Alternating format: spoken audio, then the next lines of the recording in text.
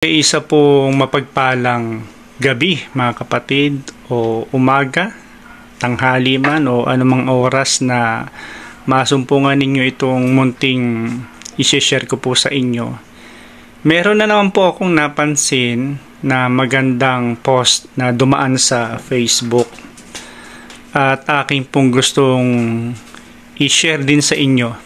I-ano ko lang, kumbaga i-re-echo ko lang sa ating salita bilang Pilipino. English po kasi yon. Pero maganda po siya na pagnilayan din. Lalong-lalo na ito ay aking dinededicate o pinatutungkol sa mga kaibigan nating mga Katoliko na bagong kasal. Yan. At sa mga mag-asawa na kapwa naglilingkod o aktibong naglilingkod sa ating simbahan upang ating maipahayag yung ating pananampalataya. Yung mga workers, mga servant, alam ko makaka-relate kayo at dapat ay nakaka-relate talaga kayo dahil it is nature.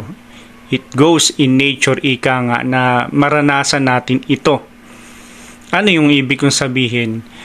Yung pong tinatawag na pag-atake ng dyablo sa mag-asawa.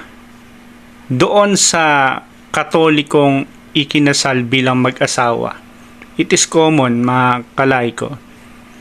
Dati, iniisip ko nung hindi pa tayo nagpapakasal sa simbahan ay wala namang kaibahan yun kung ikaw ay kinasal sa hindi simbahan kundi sa sabihin na natin sa civil.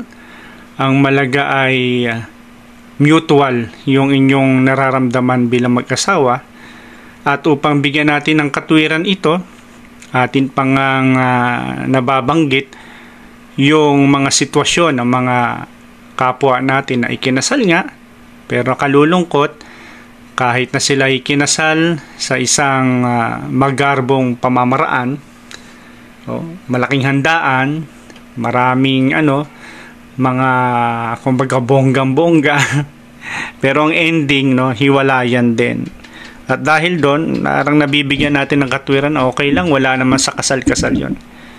Pero naintindihan ko, salamat sa ating Panginoon, kaya nga tayo ay nagsikap na gawin ito dahil napakahalaga po ng tayo ay nakakasal sa simbahan, sapagkat dito nagkakaroon ng hindi lang sabihin na natin sa kasal sa sibil ay mistulang parang kontrata, kundi ito isang covenant, pakikipagtipan natin.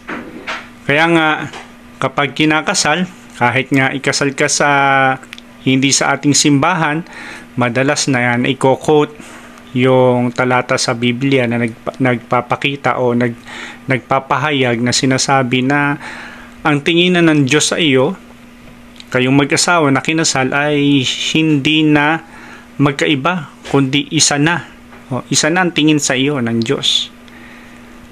Kaya patungkol dito, naalala ko po yung minsan nakakwentuhan ko yung dati naming kura paroko, si Father Ed, patungkol dun sa pag-aasawa Kasi madalas po yan dahil concerned po yan sa aming mga Men of St. Joseph, at ganun na lamang yung kanyang paghahangad na hubugin kami bilang mga laiko, kapag may mapagkakataon na in-emphasize niya na maging mabuti kang ama, maging mabuti ka sa pamilya mo, sa paglilingkod mo. Kaya doon pa lang sa core, doon sa pundasyon ng mag-asawa ay binibigyan niya ito ng magandang insight. At isa doon sa hindi ko malilimutan sinasabi niya, sabi niya, ang tinginan ng Diyos sa iyo, kung ikaw ay mag-asawa na, hindi na isa. Kung ang tingin sa iyo ng iyong asawa ay inakala niya ay magkaiba kayo, pero para sa Diyos iisa na kayo, kaya kabiyak kabiyak na ng puso. Ibig sabihin, hahanapan ka ng Diyos ng iyong sasabihin na nating performance mo bilang isang Kristiyano, bilang isang mananampalataya sa bokasyon na ikaw at ang iyong asawa, ang tingin sa inyo ay isa na. Ibig sabihin, dito natin mabibigyan ng pagpapahalaga yung hamon na dapat ang iyong iniisip ay hindi lang yung sarili mong salvation, kundi salvation din ng iyong kapareha.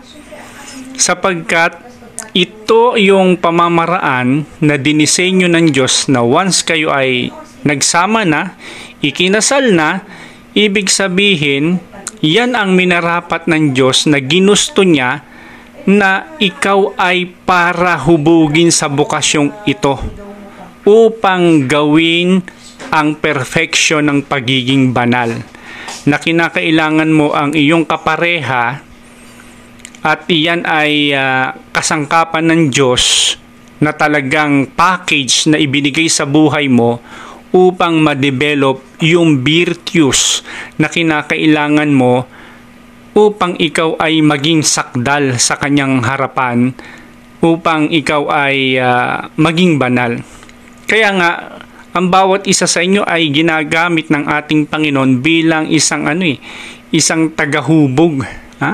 Kaya nandun yung hamon, nandun yung challenge kung paano mo pakikisamahan yung asawa mo at the same manner na pakikisamahan ka rin niya na pinapanatili ninyo yung diwa ng pagmamalasakit at pagmamahal sa isa't isa. Nauunawaan mo yung kanyang kahinaan, ganun din siya inuunawa ang iyong kahinaan. Sa ganung pamamaraan ay kapwa kayo nahuhubog. Kumbaga, hindi yan hadlang. Kaya hindi tama na kapag minsan may maririnig tayo kung hindi rin lang naman na mag-work out yung relasyon, mas mabuti pa ay maghiwalay na lang.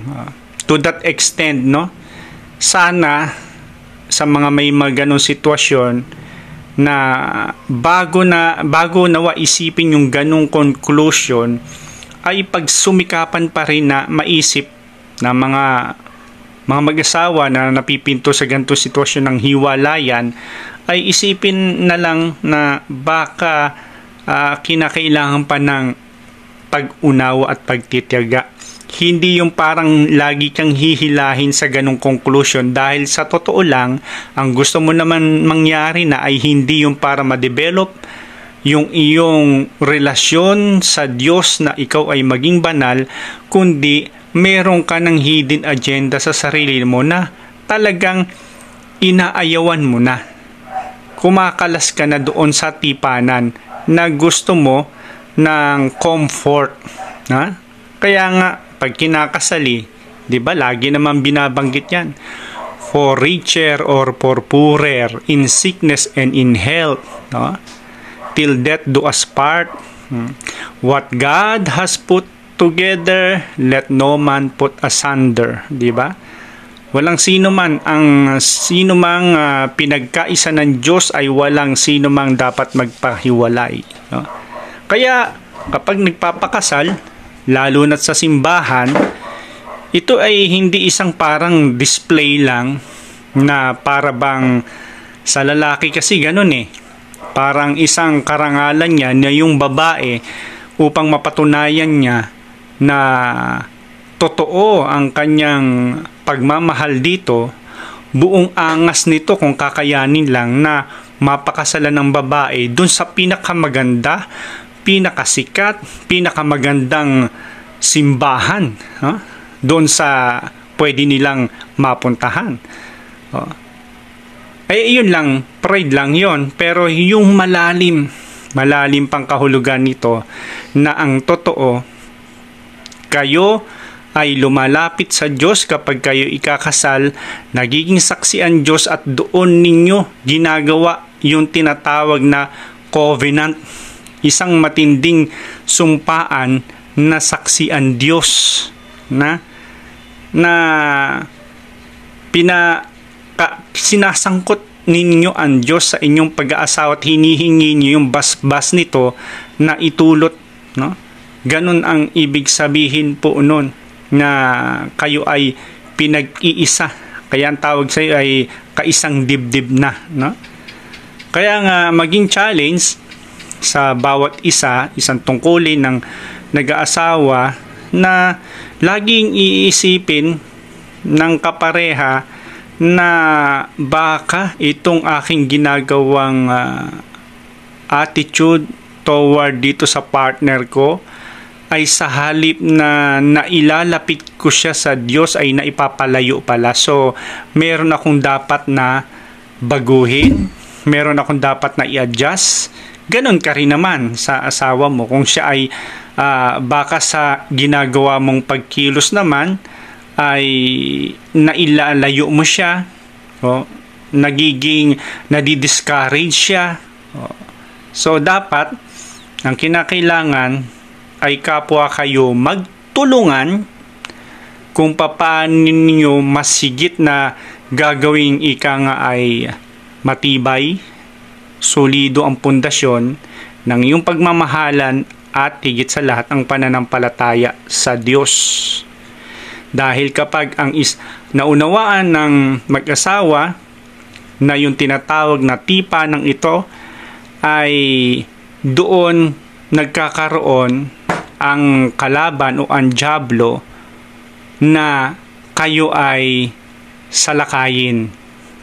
Kayo ay kumbaga doon napapasok yung diwa o aspeto ng spiritual warfare. Kapag alam ng dyablo na batid mo ang tunay na esensya ng pagiging kasal bilang Katoliko, ay doon na siya nababahala.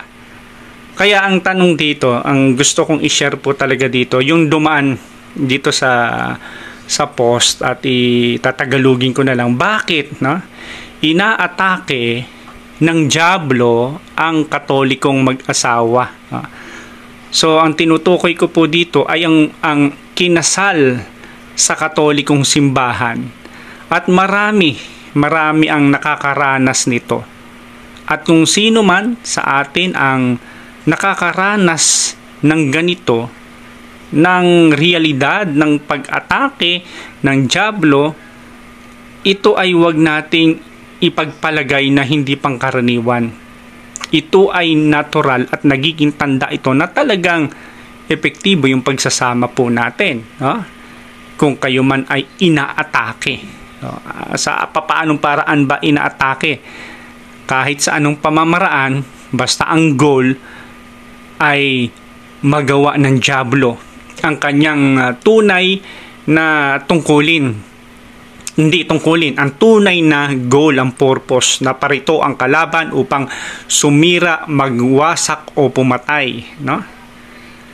Kaya nga po, bilang Katoliko, kung kayo ay magpapakasal sa simbahan, mga ikakasal pa lamang, dapat naiintindihan po natin na hindi ito para lang sa showmanship, sa pagdi-display, para makakuha ng maraming ninong at ninang, para formality.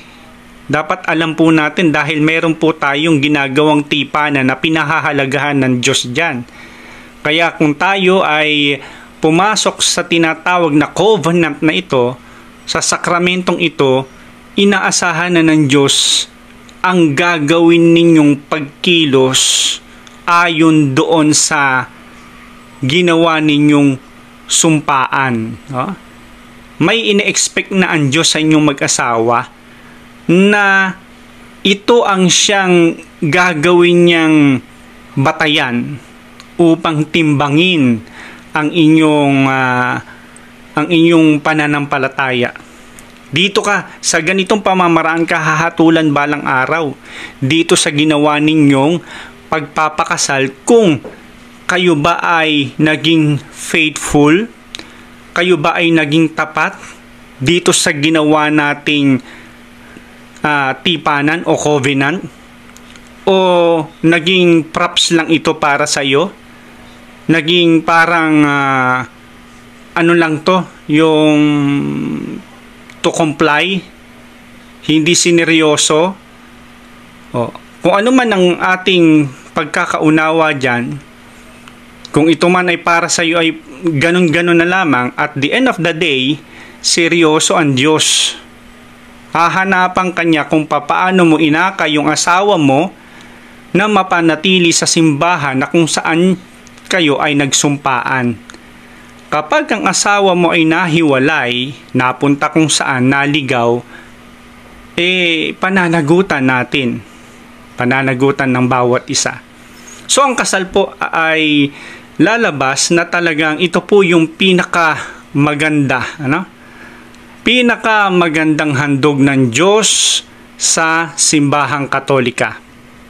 Hindi lamang po ito isang natural na pagsasama, kundi ito ay isang sakramento. Isa po ito sa sakramento ng simbahan. Ano ibig sabihin? Kapag ito ay sakramento ng simbahan, ito yung pamamaraanan ng Diyos na minarapat niya dahil ikaw ay pumasok sa sakramentong ito ang gagamitin niya upang padaluyin yung grasya na magpapabanal sa iyong buhay. Kaya tanggapin mo na yung asawa mo ay binigay ng Diyos sa iyo sa pamamagitan ng sakramentong ito bilang biyaya, bilang grasya para ikaw ay maging matibay sa pananampalataya, upang ikaw ay hubugin sa pananampalataya. Dahil yan ang kahulugan ng sakramento, upang ikaw ay magkaroon ng sanctifying grace.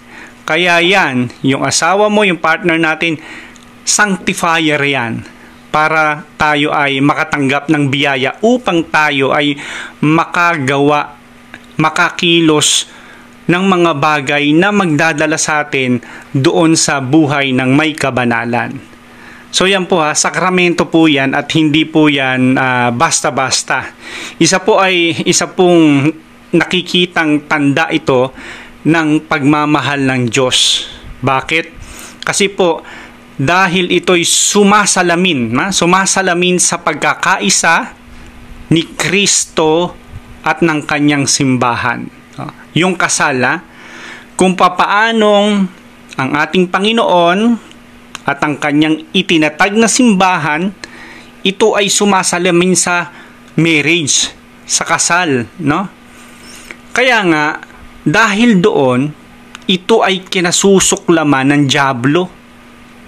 Dahil yung kasal mo ay nagre-reflect ng pagmamahal ng ating Panginoon sa simbahan. Alam niya na ang isang matatag na kasal, na isang matatag na pamilya o isang matatag na pagsasama binuklod sa kasal ng Katoliko ay magbubunga ng isang banal na pamilya. Ito ay malaking potensyal na magagawa natin yung pangunahing utos ng Diyos na siyang dapat nating isinasaalang-alang. Ano ba ang utos ng Diyos sa ating buhay? Bakit ba tayo nag-exist? Upang tayo ay maging banal. So, dahil dito, yung kasal, alam ng dyablo kapag matatag yung kasal mo ay magbubunga ito ng isang banal na pamilya, at mula do sa banal na pamilyang ito ay pagmumulan ng isang banal na pamayanan. At mula dito sa banal na pamayanan ito ay pagmumulan din ng isang banal na bokasyon. Kaya buong puwersa itong inaatake ng kalaban. Una, ano ibig sabihin? Ang binabanggit ko na ang kasal ay sumasalamin kay Kristo at sa simbahan. Ano po yung ating basihan po dyan biblically?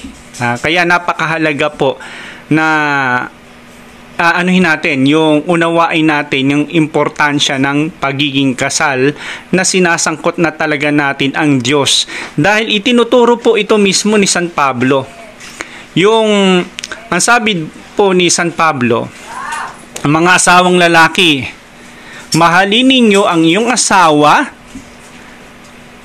Mahalin ninyo ang iyong asawa gaya ng pagmamahal ni Kristo sa simbahan. At ibinigay niya ang kanyang sarili para dito. Saan po yan? Sinabi ni San Pablo sa Efeso 5:25. Ulitin ko, ang sabi dito, mga asawang lalaki, mahalin ninyo ang inyong asawa. Gaanong pagmamahal ang gustong inaasahan ng Diyos na pagmamahal? Isang uri ng pagmamahal gaya ng pagmamahal ni Kristo sa simbahan. At papaano pinahahalagahan ni Kristo ang simbahan ayon dito sa talatang ito na ibinigay niya ang kanyang sarili para dito. So napakahalaga po talaga na ating maunawaan na mayroong isang tiyak, mayroong isang certain o mayroong isang talagang tinutukoy na simbahan ang ating Panginoon na itinatag niya na ang kanyang pagmamahal sa simbahang ito'y sukat na ipinagkaloob niya ang kanyang buhay para dito. Ganun niya pinahahalagahan ang simbahang ito. Kaya naman dapat hindi tayo hihiwalay, hindi tayo lalabas sa simbahang ito. Kasi mahal na mahal ng ating Panginoon ang simbahang itong itinatag niya. At ganito ang inaasahan ng ating Panginoon na pagmamahal mo doon sa iyong asawa na handa mong ialay ang iyong sarili para sa Kanya kung paanong inialay ng ating Panginoon ang Kanyang sarili para sa simbahan na ito ay kinapapalooban nating lahat na mananampalataya bilang mga Kristiyano. Yan Ang kasal ng mga Katoliko ay larawan po ng banal na pag-ibig. Ibig sabihin ng banal na pag-ibig, kalakip na ito yung buong katapatan. At hindi ito temporary, permanente.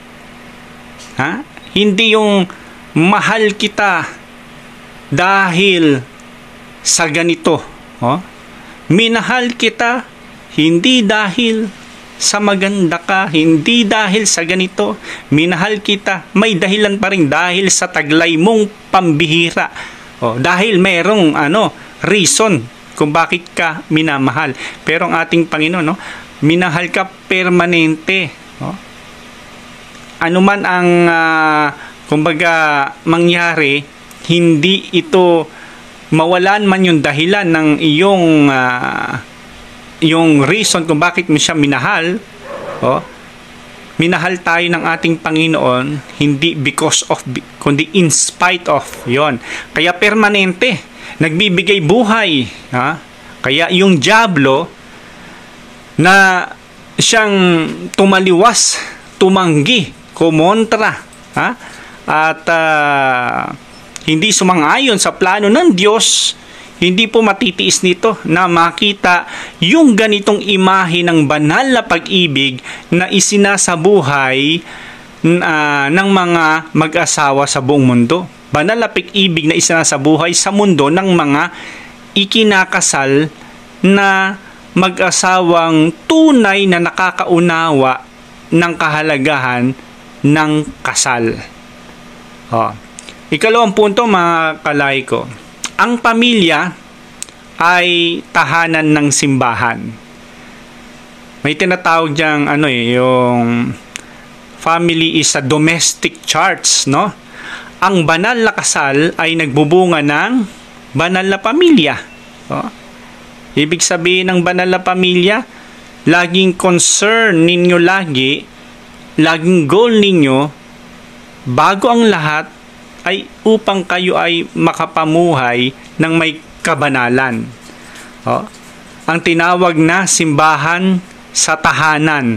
Mula sa pamilyang ito, nagmumula kapag meron kang na pundasyon na nakagawa ka ng isang banal na pamilya, nandun yung malaking possibility na sa pamilyang ito ay pwede na humubog ang Diyos ng isang pari, ng isang reliyoso, ng isang lingkod, ng isang santo, ng isang matapat na Katoliko mula doon sa pamilyang ito.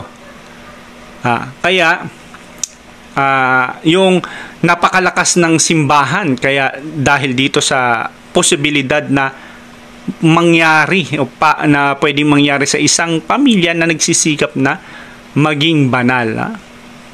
Kaya kapag inaatake yung kasal, ibig sabihin tinatamaan ng mismong pundasyon ng pananampalataya.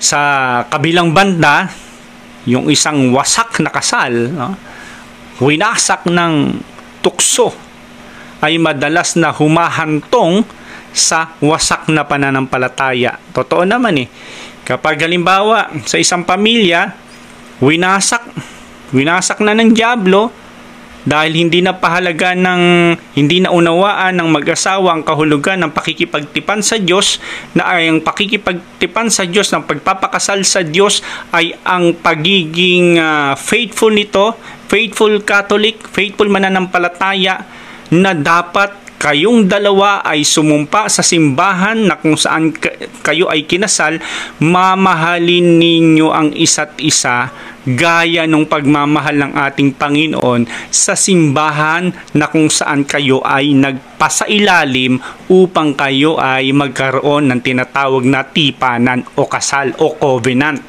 which is napakahalaga sa Diyos.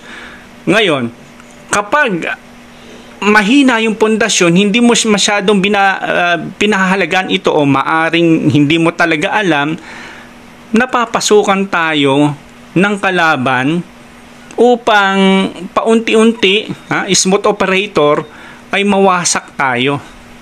Doon papasok yung sinasabi ng ating Panginoon na naparito ako, sa akala nyo ba, naparito ako upang magdala ng kapayapaan? Tabak ang dala ko. Kung saan magtatalo ang anak na babae sa nanay, ang nanay sa tatay, basta ang diwa nito ay paghihiwa-hiwalayin kayo.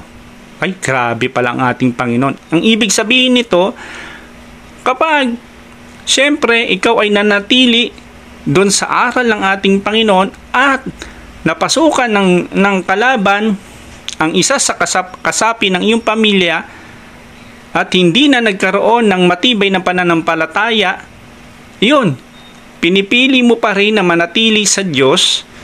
At kung yung kasapi ng iyong pamilya ay humihiwalay, doon pumapasok na kaya nagkakaroon ng tabak na pagkakahiwa-hiwalay.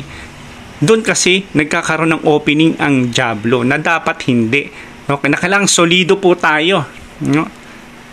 Ngayon, nabubuhay ang dyablo sa pagkakawatak-watak. Ibig sabihin, doon natutuwa ang dyablo. Doon siya, yun yung kanyang kagligayahan na wasakin yung pamilya. Ang kahulugan po kasi mismo ng Satanas ay paghahati, di ba? Division. Pinagsisikapan niyang maghasik ng kawalan ng tiwala. Doon papasok yung sama ng loob, makasariling hangarin sa mag-asawa. Papasok yung magsisimula muna sa tampuhan. Tapos sa tampo magkakaroon ng puot, hinanakit, galit. Ayan na.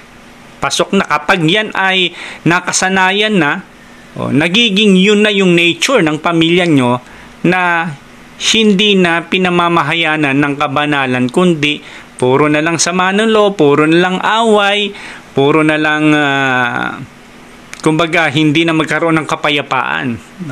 Kaya ipanalangin natin na lagi natin matanggap yung blessing na ating tinatanggap tuwing matatapos ang misa, isang pagpapala na hinahangad ng ating Panginoon na tanggapin ng bawat pamilya. Ang pagpapalang iginagawad ng lingkod niya na sa katauhan ng pari. Ano yun? Di ba? Bago tayo umalis, sa simula pa lang ng pagsimba, binibigay na sa atin ng kapayapaan. Hanggang sa paghuli, kapayapaan pa rin ang binibigay sa atin ng ating Panginoon. Binabasbasan tayo ng kapayapaan. Pero bakit hindi tinatanggap ng pamilya hindi nasasabuhay o hindi nagaganap, baka ang problema ay hindi doon sa blessing na ibinigay. Makapangyarihan yan. Kaya niya na magbigay ng pagpapala ng kapayapaan. Katulad ng kapangyarihan na ibinigay ng ating Panginoon sa mga apostol, na kapag nangangaral kayo, sabi niya, pumunta kayo doon sa lugar na pupuntahan ninyo. Huwag na kayong magtanong kung palipat-lipat ang bahay. Huwag na kayong magdala ng lukbutan. Kapag tinanggap kayo, kainin nyo ang lahat ng ihahain sa inyo. Pero bago kayo tumuloy, sabihin nyo sa tahanang ito, ang kapayapaan ay mapa sa tahanang ito. Kung maibigin sa kapayapaan ang sambahayang iyon, sa kanila nga ang kapayapaan. Kung maibigin. So walang problema sa kapayapaang ibinibigay ng Panginoon sa pamamagitan ng apostol. May efficacy yan. Pero pwede rin ma-block. Kahit sabihin pa ng sabihin ng mga apostol, kapayapaan ay sumaiyo, kapayapaan ay dapat natanggap ninyo, pumayapa kayo. Pero kung hindi maibigin sa kapayapaan ang pamilya, ang sambayan na naroroon, it will block the blessing, the graces, at the same manner din sa pamilya. Kaya ipanalangin natin sana, lagi napapahalaga ng bawat isa sa pamilya na mas lagi natin pinipili na kaysa mag-away, pilitin natin na huminahon, mag-isip. Kapag nandyan ang tukso ng kinakailangan para kang gusto mong mga tuwiran o sumagot, pray ka lang. Sa ganong pamamaraan na ipapahayag mo sa Panginoon, na ipapadama mo kay Mama Mary na mas binibigyan mo ng priority ang kapayapaan na maghari sa pamilya mo, and then yung kapayapaan ay mananatili. Pero kung hindi maibigin sa kapayapaan, ay lahat na ng away bibilin mo. Hindi pa nga ibinebenta, inuutang mo na, no? Mga warprick, mainit ang ulo, yung mga ganyan. Hindi maibigin sa kapayapaan. Kaya nga ang sabi ng ating Panginoon, gusto niya na magkaroon ng kapayapaan ng bawat pamilya. At ito'y matatanggap sa mga maiibigin. Kung dinidesire mo, mas doble ang desire, triple ang desire ng ating Panginoon na tanggapin natin ang kapayapang iyan. Kaya nga, yun ang gagawin ng dyablo. Sisirain yung kapayapaang iyon. Bibigyan kayo ng bawat sitwasyon sa anumang aspekto ng buhay ninyo upang mawala ang kapayapaang iyon, no? Kakaroon kayo ng samaan ng loob, no? Ang pagtatalo tungkol sa salapi, sa kayabangan, pagmamataas, sariling pamilya, nagpapataasan, nagiging kompetensya, pagtataksil, hindi lamang sa mga suliraning pantao, kundi ganun din tunay sa labanang espiritual. Ibig sabihin, alam po ng dyablo na kung mapaghihiwalay niya ang mag-asawa, hihina yung pundasyon ng buong pamilya. Yan ang dahilan. So, ang kasal ay bukas sa buhay. Ibig sabihin, ang kasal ng mga Katoliko ay dinisenyo upang maging fruitful. Ibig sabihin, maging mabunga. Upang magdala ng bagong buhay sa mundo. Ang bawat batang ipinanganak sa isang Katolikong pamilya ay isang kaluluwang nakalaan sa walang hanggan. Isang banta sa kaharian ng kadiliman po yan. Kapag yan ay pinanganak sa isang faithful Catholic, Holy Catholic, yung supling na yan, banta sa kalaban yan. Baka yan ay gamitin ng Diyos na sa paglaki niyan ay kasangkapanin upang kami durugin sa pamamagitan ng pananampalatayang tatanggapin ng batang iyan sa bokasyon na kanyang papasukan. Kaya sa pamamagitan ng halimbawa contraception, no? Mga aborsyon at mga maling pananaw sa sexualidad, sinusubukan ng dyablo na hadlangan ang handog ng Diyos na buhay. Kaya nga, no? Ganun na lang yung pagtutol ng ating simbahan dun sa mga aborsyon, contraception na iyan.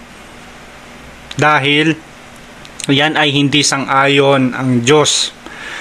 Excuse me, sa ikalima po tayo.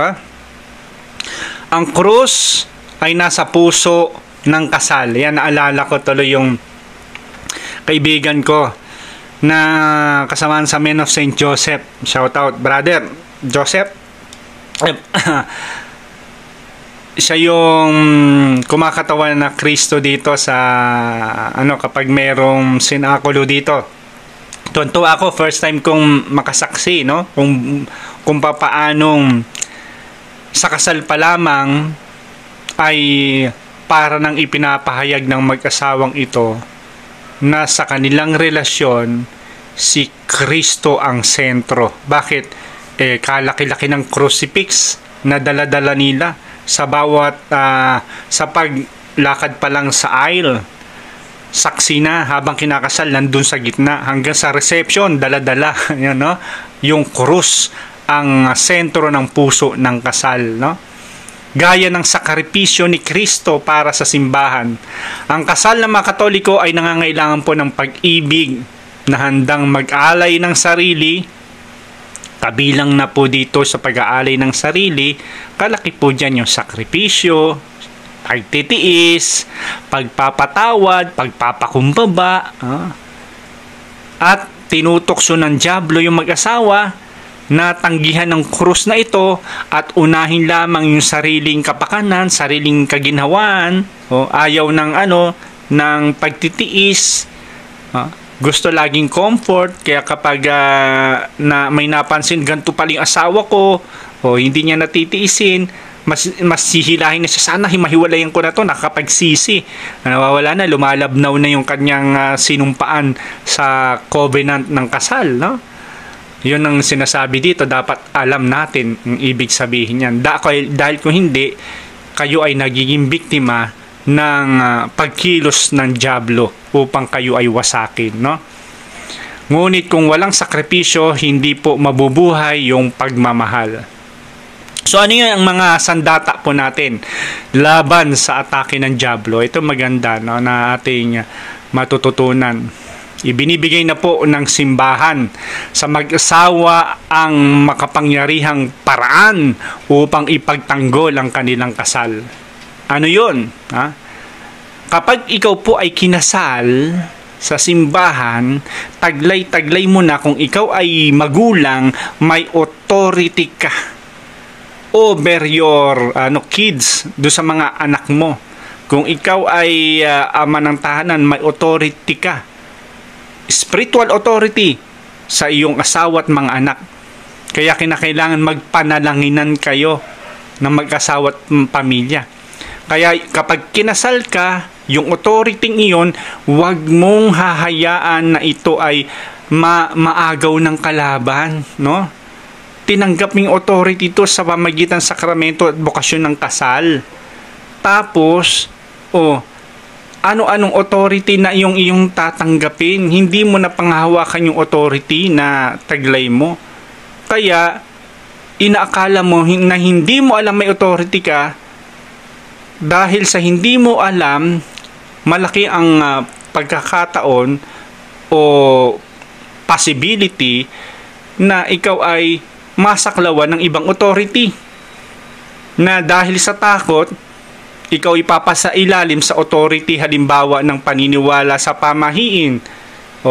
Dahil ang submission mo ngayon ay nandoon sa hinihingi na dapat mong gawin sa pamahiin upang ikaw ay mailigtas, upang maalis yung takot mo, na iisipin mo na wala namang mawawala.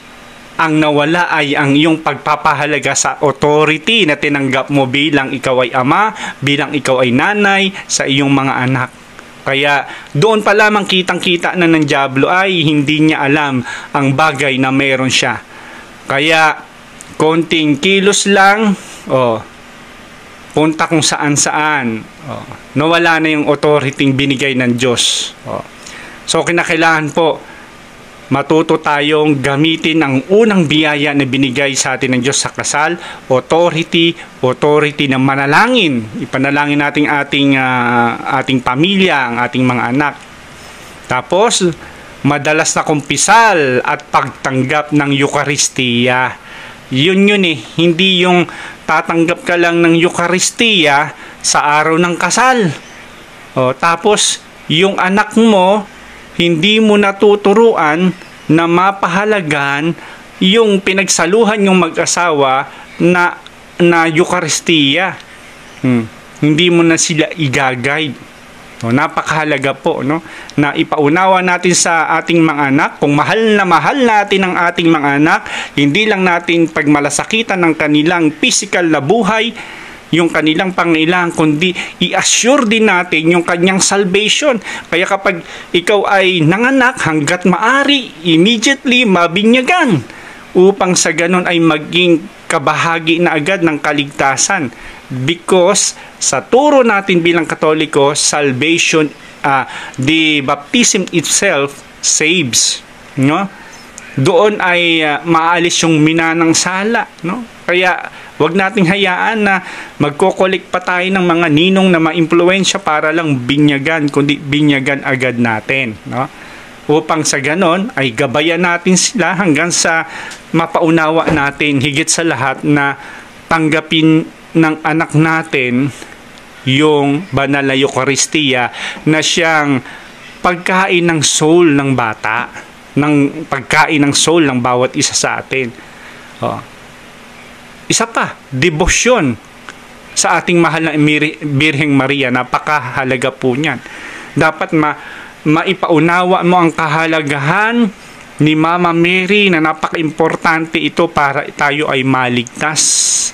Sapagkat sa pagkakataon na hindi na natin kaya, na panghihinaan na tayo, nandiyan ang ating nanay na umaagapay, na siyang magtuturo sa atin papunta sa ating Panginoon. Totoo, na there is only one mediator. May isa lang ang tagapamagitan sa Diyos kundi ang anak, at walang makakapunta sa Ama kundi sa pamamagitan ng anak, at walang makakapunta sa anak maliban doon sa kapahintulutan ng Diyos. Kaya tayo dedirekta? Hindi. Bakit tayo makakapagdirekta?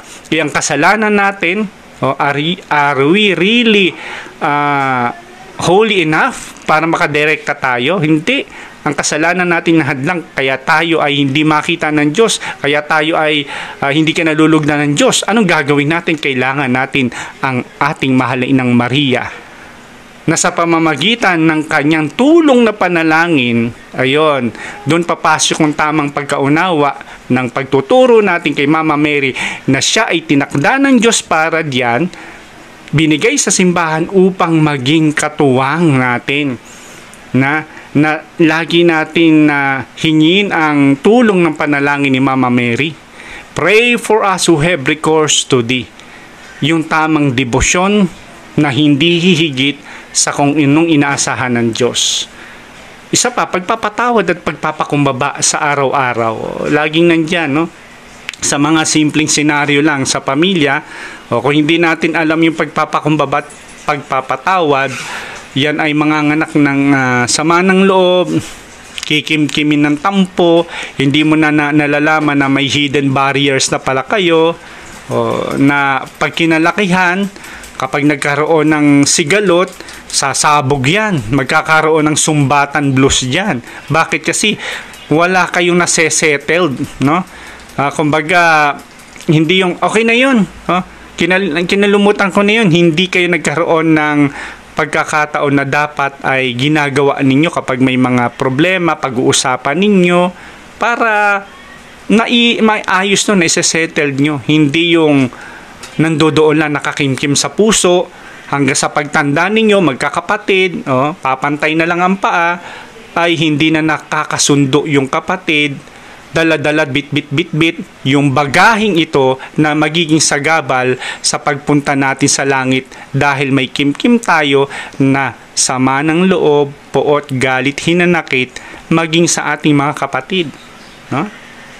Kaya ang kasal na nakaugat sa Diyos ay hindi madaling mabuwag, gaano man kalakas ang pag-atake ng dyablo. So bilang konklusyon, mga kalaiko, Inaatake ng dyablo ang kasal ng mga Katoliko dahil ito ay buhay na larawan ng pag-ibig ni Kristo, pinagmumulan ng bagong buhay at binhi ng kabanalan para sa simbahan. Ngunit sa pamamagitan ng panalangin, biyaya, pananampalataya, mapapagtatagumpayan natin ng mag-asawa ang lahat ng uri ng mga panlilinlang at mas lalo pang lalakas ang pag-ibig sa isa't isa. So, pag-isipan natin sa huling pagninilay, ang isang kasal po ng Katoliko na isinasabuhay ng tapat ay isa sa pinakamalaking banta sa dyablo. Natretret sila dyan sapagkat ito rin ang isa sa pinakamalaking tanda ng pag-ibig ng Diyos sa mundo. Kaya nawa, pagpalain ng Diyos ang lahat ng mga mag-aasawa kinasal sa simbahang Katoliko. Ad Jesum per Mariam.